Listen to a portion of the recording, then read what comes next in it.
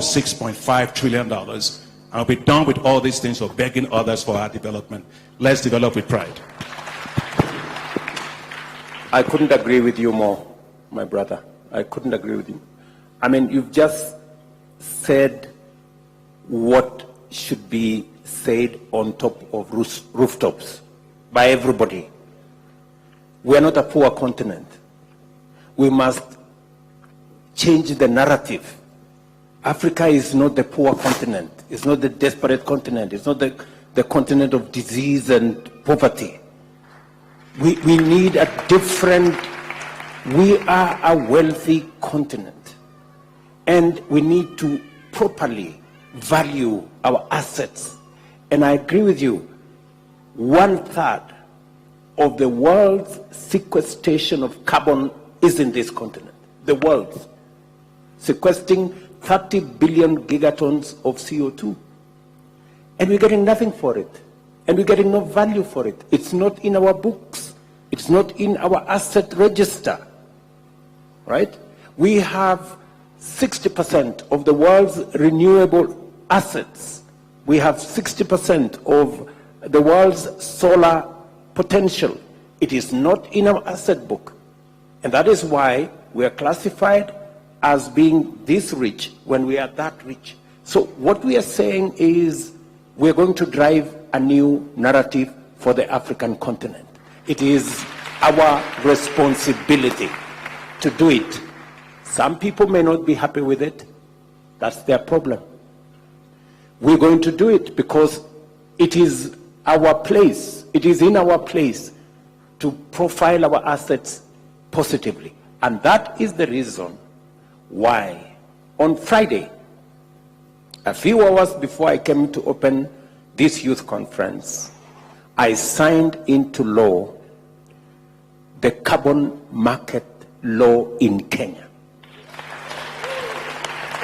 where we are going to profile our carbon assets properly. We're not going to take peanuts. It's not going to be $10. It's going to be it's not going to be $1. It's not going to be what Adesina was saying. We are going to have a carbon market that is priced at world prices. And that's how we're going to trade. Our carbon assets must count for our assets. It must count for the correct values. It is the reason why in the same bill, I made sure that the Climate Council that will be in charge is front and center, has youth representatives, because they are our future. They are the people who have the greatest stake in our future. And if we do not manage climate change, it will destroy the future of our countries and put at risk the future of our young people. Adesina, Mr. President, you have our support. We will do this together. And I want to challenge the young people who are here. Listen, you are the biggest asset that not just Africa, but the globe has.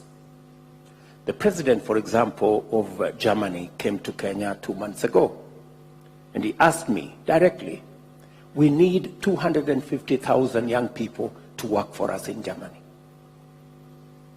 Right? That's our asset. So you are the biggest asset, not just for our countries, but for the globe. That's why I was saying the young people we have in this room and those outside this room are the asset that we have. You will form 25% of the global workforce. You will become 40% of the global workforce by 2050. And therefore, you need to appreciate your place in this equation. And that is why you need to be part of this conversation. And we're going to work with you.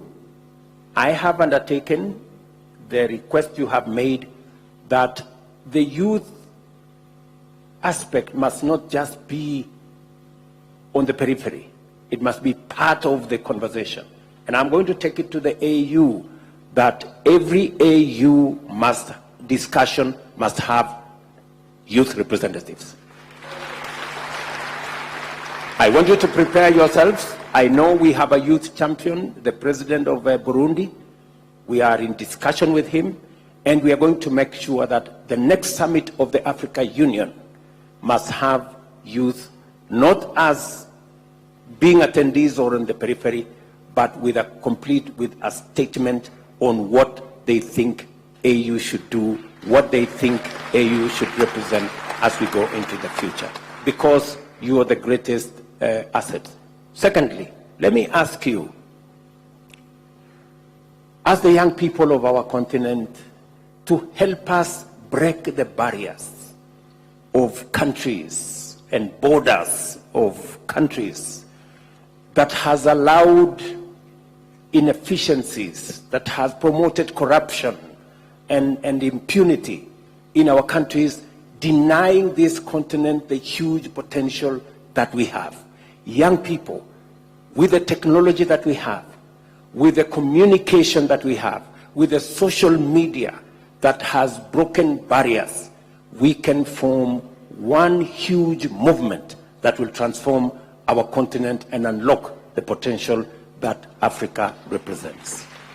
I hope you take up that challenge and provide that leadership. We will work with you.